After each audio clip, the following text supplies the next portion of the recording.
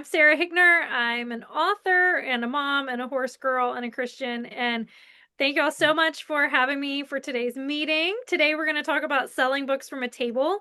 I am super passionate about selling books from a table because I believe that, in the big scroll of the internet, when you're selling your books online, in a bookstore, when people are looking at hundreds of spines of books and trying to decide, when you're at a table, it is you getting to talk to the customer and really build that relationship.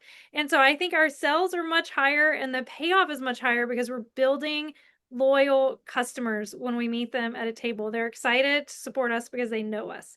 So I got my start actually in selling from a table because I started a direct sales business. I'm a Mary Kay girl. And when I started, I was new to the area and I didn't know very many people. And I had heard that I could meet new customers through tables. And so I would get tables at county fairs and at stores and pretty much anywhere they would let me set up a table. And I learned because we actually weren't allowed to sell our products at the table. We just built relationships and met new customers. And so I was able to really learn to focus on people and really figure out, what did they want and how could I serve them with my Mary Kay business. And so when I started selling my book, I realized it was the same thing. It's connecting my books to, how can my book, what does this person want? What do they like to read? And can my book fill that gap and also build that relationship? Because truly, I think about 75% of the reason someone is buying a book at a festival is because they like you and they want to support you. Whereas when you're at a book, like when your book is in a bookstore, they're not meeting you, they're not there to support you, they're just picking a random book off a shelf. So at the festival, we're all about like, let's build that relationship.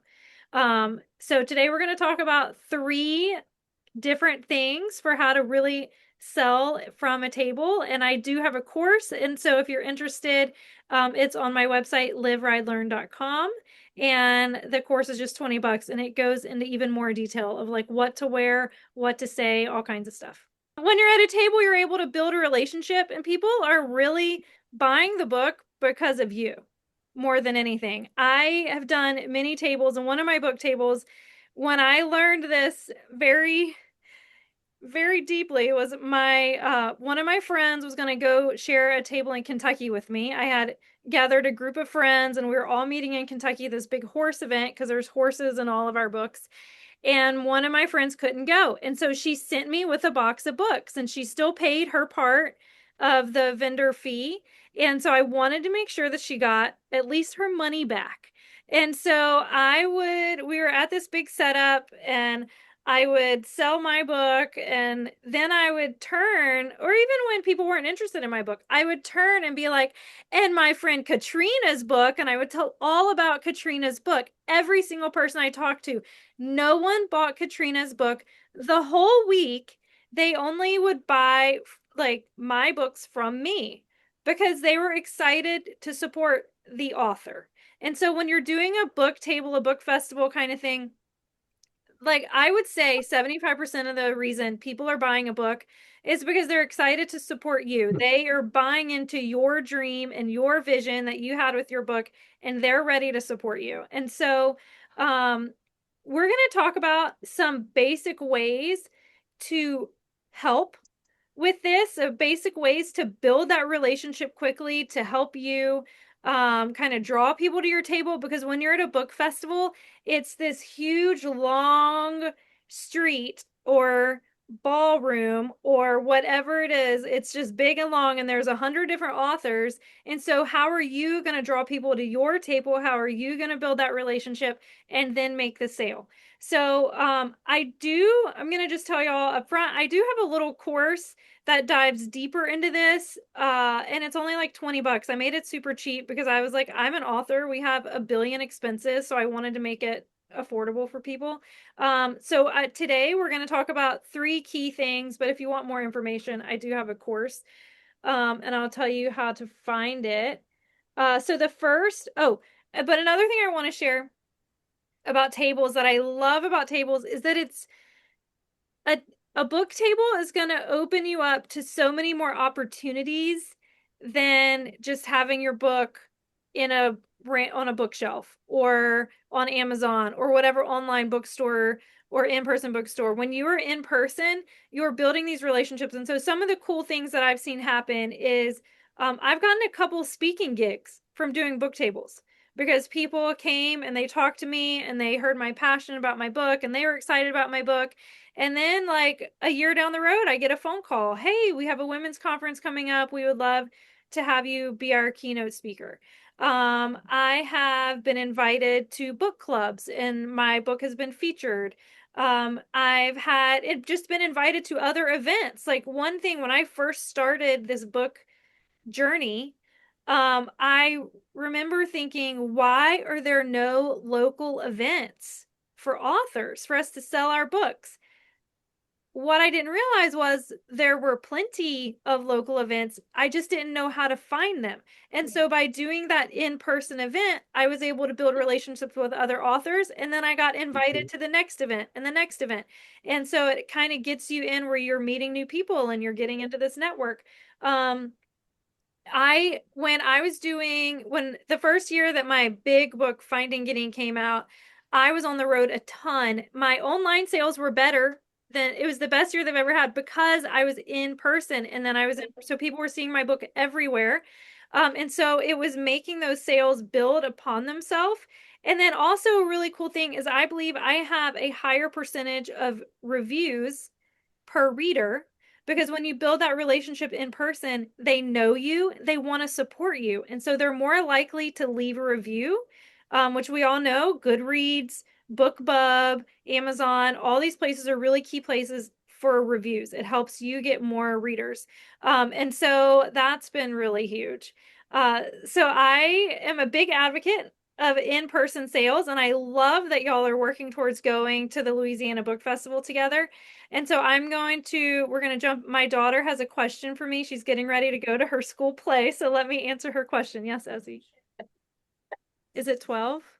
The next. Yep, head over. Oh, yeah. I don't have to Okay, change I'll bring my cup. next one. Okay. No, you're good. Sorry, it's my daughter's school play today. All right, let me see if I can skip to the next page. Oh, there we go. All right, so we've got 3 simple strategies to sell more books in person. So your first strategy, and this is the one, so I find that a lot of authors are introverts. And I even like there are some days when I can get out and I could talk to a brick wall, and then there are some days when I would rather hide behind a brick wall. It really just depends on my mood, right? And so, to me, an in-person reader magnet is something that you're using to draw people to your table. Um, I am personally really frugal. My goal is to make money. I know plenty of people don't worry about just spending money. You know, they just want to get their books out there, but I want to be profitable while getting my books out there. And so I am very passionate about it being affordable. And by affordable, I mean like pennies per item or even less than pennies per item. And that's why you see a lot of bookmarks. So I brought a few of my in-person reader magnets. So first of all, I have bookmarks for all my books. And so you can see that way I'm marketing like different books. I also have a postcard. And so what I have found, just honestly, when you're at a book festival, I do a lot of events that aren't just This is mine. I'm gonna buy this. Are we good? Did we spill something? Yeah, it's just water. Okay. So I do a lot of events that aren't just book festivals. It's like last week I did something like an art festival.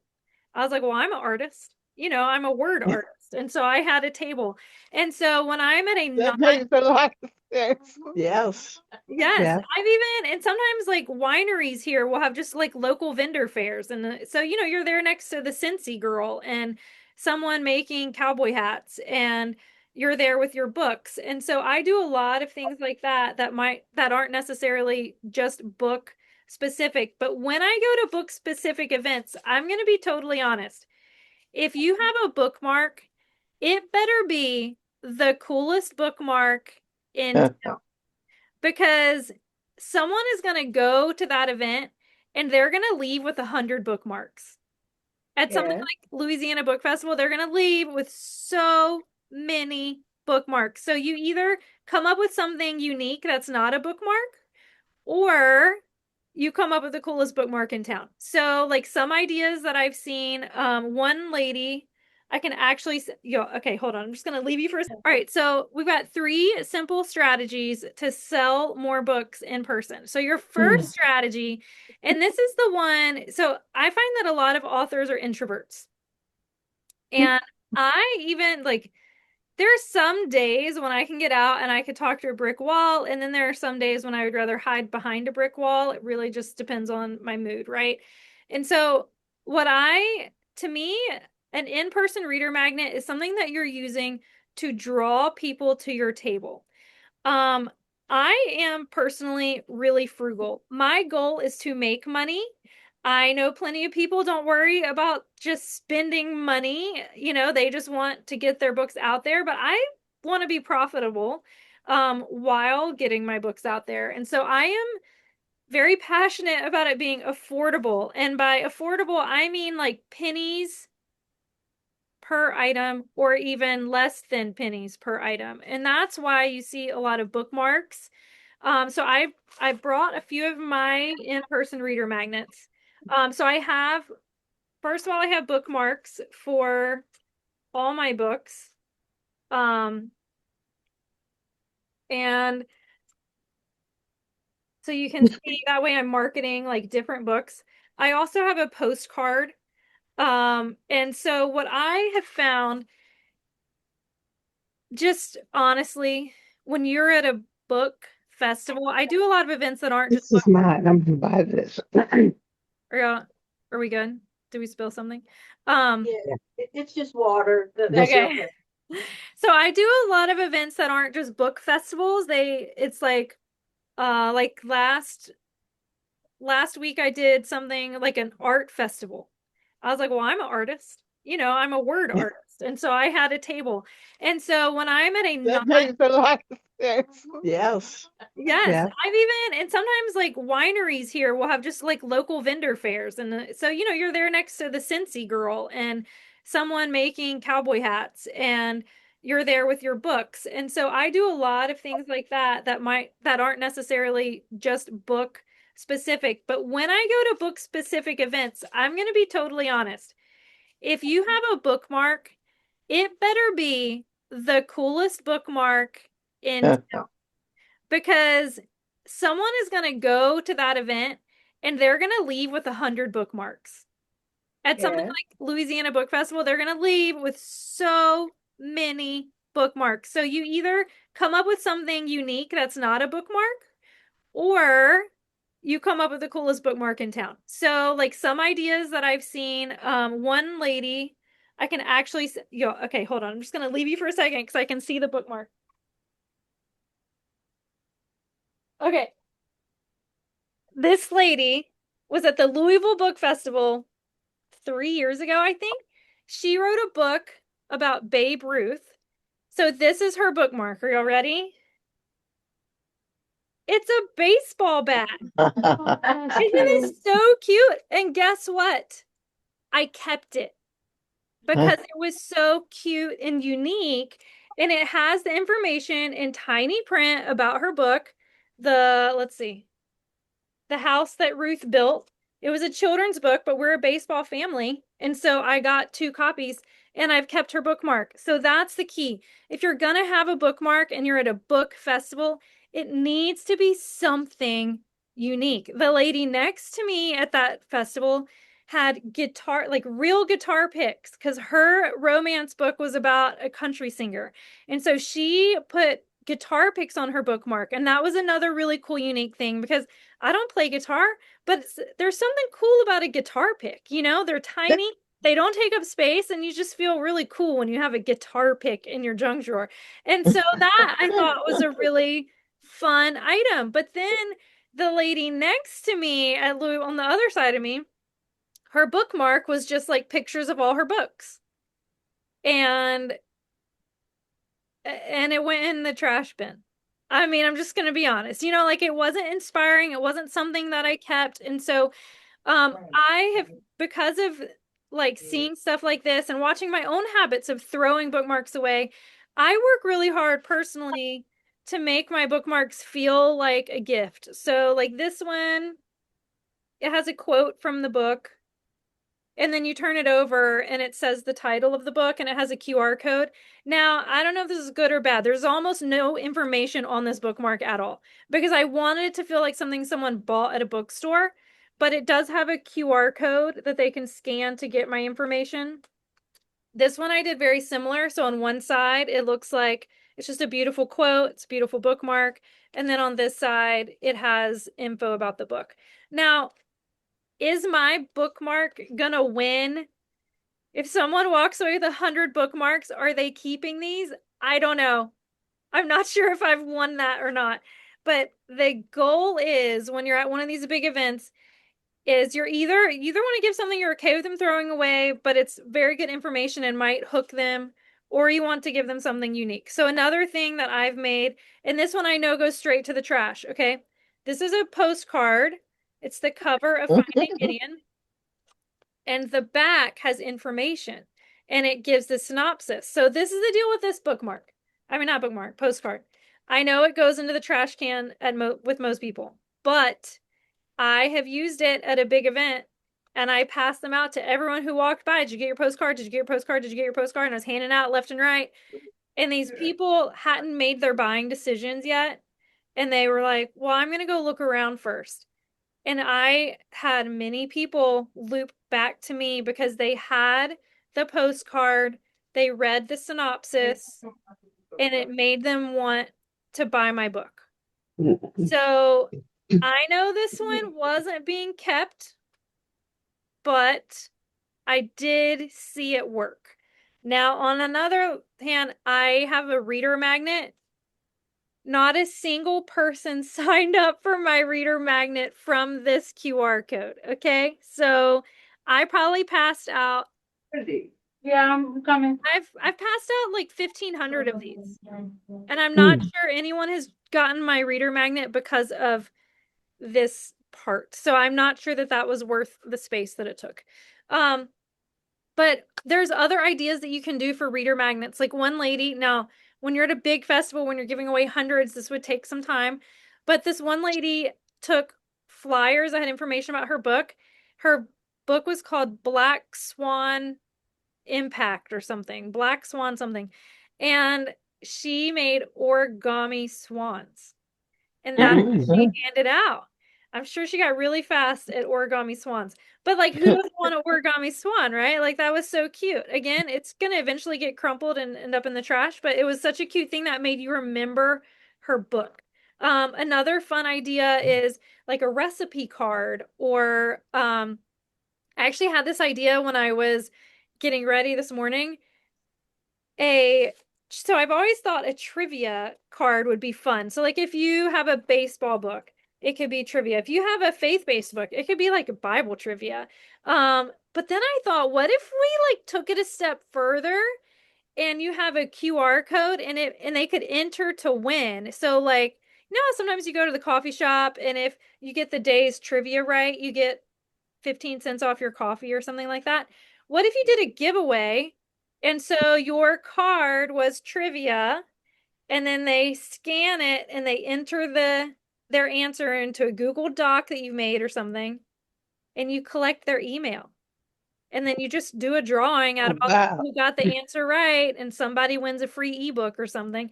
But that way you've collected their email too. So anyway, there's so many fun things you could do. And if we have extra time when we're done, I wanted to just give y'all a chance to brainstorm together ideas because you wanted to have something to do with your book. You wanted to go with the vibe of your book, the intention. If you have a devotional, um maybe your giveaway is something beautiful like this or like this, but it has like a Bible verse, right?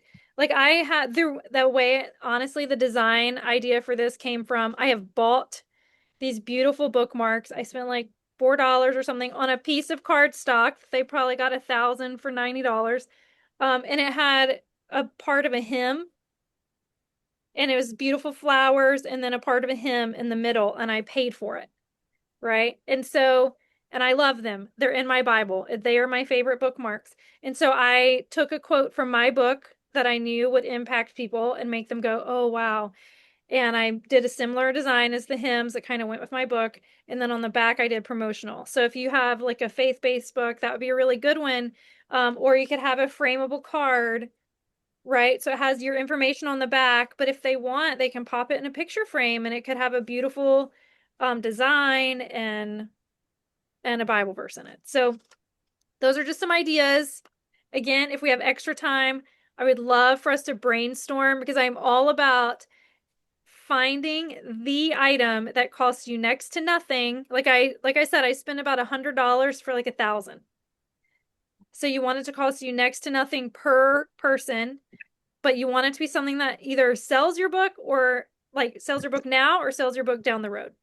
Okay, so now, oh, these are pictures in case me holding it up didn't do a good job. Oh, it probably the lighting just shined. So anyway, those are pictures of my reader magnets. Okay, so the second thing we're going to They're, talk about is your setup. Your setup is very important.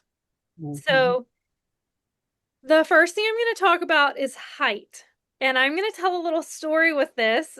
So when I was super pregnant with my daughter, I was stubborn and I went to a big Mary Kay event that I probably shouldn't have gone to. And because I knew I shouldn't have gone to it, I got a wheelchair. So I was like, see, I'm not going to have a baby because I'm just going to be wheeled around the event. And so I had a wheelchair experience. And it was fascinating and eye-opening because I am in this huge crowd of women and people were running over me. They were cutting me off. And I was like, I'm in a wheelchair. Aren't y'all supposed to be respecting people who are, Yeah. disabled? Like, where's the respect? But the thing was, I was so far below everyone's eye level, they just didn't see me. And so our books are the same. When you have your books down low, they are not seen. You want something that is high up so that when someone looks across the room, they see it. So I'm going to show you a few pictures of different setups. So the goal is to get it as high, pretty much as high as possible. So you can see in the top left, that's me at the Louisville Book Festival with my banner. And you can see the banner is tall. It is an eye-catching picture. Horses are fantastic for banners, because anyone who likes a horse at all is going to be like, oh, wow, look at that. It catches, like it drew people across the room. And then you can see the brown thing next to me in that picture. That's a crate. It's just a crate, a wooden old, it came from an antique store, but I also had one that I got from Michael's for $5 a few years ago. Like it is just a crate that I turned on its side. And so it does a couple things. It gives me elevation. And so you can see on top of the crate, then I put that book, and that book is almost as tall as my head, so that when people look across the room, they're seeing the book, right? Or when they walk by, they're seeing the book. They're not having to like crane their neck and look down because people aren't looking down. They're looking around at head height. And then it also works as a bookshelf. So I store books in it. And then it also, because it's like with the horse thing, I like to do the rustic kind of like barn vibe. And so the crate just goes with like old rustic barn. It just goes with the energy. You can do, depending on what your book is, you could have a different type of box. But I like that and I also use it to carry stuff. Like I lug things. It stays packed with my setup. So like that little medal up there in front of the book, that was a Reader's Choice Award, that stays in the crate. The helmet that you see, that was my helmet from riding on the track, stays in the crate. All my big setup stuff just stays in the crate. And then when it's time for me to go to an event, I pick up the crate, I get my boxes of books, and I go. Um, and then let's see, the one next to it, I just want to make sure y'all see that it's important to have fun, okay? And do this with friends. If you can, either take a friend or make a friend. you're gonna have more fun and sell more books if you're happy. Okay. So this is my friends and I at a book table. Um, my friend Susan up top is a master at book tables and she invests in her setup. You can see she has all those banners and her stuff is on the bottom left too. She got these really great front facing bookshelves. And so those are lovely and you can get them there's companies that will make them and engrave them. You can get them from Etsy or you can go to Amazon. But those front facing bookshelves are great because it gives you elevation while also showing your books because you want your books face out. And then you can see again, she's a horse book author. So she has a blue ribbon, like just cute little things that you can get to set out that catch people's eye. I don't know if you can see in the bottom picture on mine bottom right, there's a little bobblehead horse. That little horse draws more people to my table. It's crazy. Like people love the bobblehead horse and they always come and ask me questions about it. And so if you can just have a few little things that have to do with your book that you can set out, just it adds interest and draws people in. Like you can even see in Susan's table, she has pumpkins because it was October. Just little things to set out to show people. But the keys are height. You want things as close, you want something as close to eye level as you can.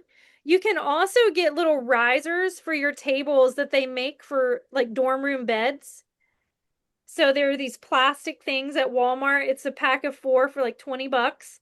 And you can put them under the feet of your table to then make your table higher.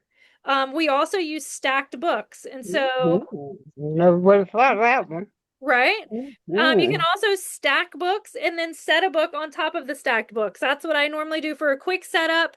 If I don't want to bring all this stuff out, I just stack my books and then I set one on top of it. So it helps elevate my books. But you want things at eye level, you want them front facing. A lot of times at book festivals, I walk down the aisle and people's books are laying flat. They're just flat on a table like this. And it's hard for people to see. It doesn't draw anyone in. You want your books up and front facing, not flat. Um, okay. I think let me double check my bullet points. Yep. And we want something that's attention grabbing. Like it doesn't have to be crazy. We're not doing like you can see I'm using the same stuff in every setup. It doesn't have to be crazy. Just a couple fun artifacts of you or your story or if you write fantasy like a not sharp fantasy sword. I don't a crown. Like I have if you write fantasy, I got this crown from Amazon for like $18. Isn't that stunning? You could put this on your book table and it would draw people from a mile away. All right. So now we're going to go to the close. Okay. So you, Oh, okay. I thought you said clothes. oh no, I actually talk about clothes in my course because I do think that what you wear Okay. helps draw people in. But when I say the close, it's like closing the sale. And that can be a hard part. Um, when you're not used to selling things, it's a little nerve-wracking, right? Like, how do you seal the deal? How do you get that book in their Mhm. hand and their money in your hand? And so there's a few simple lines that I use. I pretty much use the same ones every time. And so one of them is, would you like me to sign a copy for you? And you smile. To sign a copy for you? And you're just like really innocent about it because, do you? It's just a question. And if they say no, that's fine. It's totally fine if they say no. Um, but it's just, do you want me to sign a copy for you? When people are on the edge and they're kind of hedging and they're standing at my table and I'm kind of like, okay, you gotta like make a decision or move on because I'm missing other sales, but I don't want to say that out loud. I just say, would you like me to sign a copy for you? And then another one is you can just say, I take cash, credit, or Venmo, or whatever methods you do for payment. When you tell them how you take money, that gets the point across of like, if you're ready to buy something, this is how you buy it, right? And then another thing you can say is every purchase includes a whatever you want to give. So sometimes I do um buy two books, get one half off. Or my very first book festival, I got cheap cloth bags from the internet and I got printable iron-on transfers and I printed like bookish quotes on the bags. And I think I took quotes from my book and I like printed it and then I ironed it on.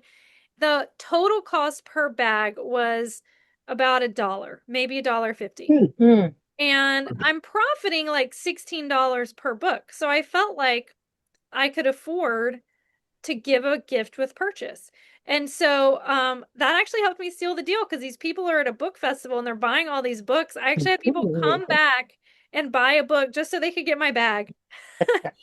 And so, that Whatever was works. it could just be saying like every book gets a free pen or every book gets a free bag or just something and that kind of makes them think like okay, it's time to finalize. It's time to make this decision. Um and so that's just like a simple way to wrap it up. And then the key is I worked in retail when I was in high school, and you always want to affirm their buying decision. You want to make them feel good about this money they've just given you and the product they've taken. And so you say, like you can see here, this is me taking a selfie with someone who bought my book. I was like, "Can we take a selfie together? I'm so excited for you to have my book." And can I use it on things? So this is me and Fran. She bought my book and she was so excited. Or just I hope like I'm so excited for you to read my book. I hope you love it. Or I know you're gonna love this. I know this is the book for you. Just something to make them feel good as they walk away. To let them know like they made a great decision. And this is gonna be a win. This is what they need to read themselves to sleep with tonight.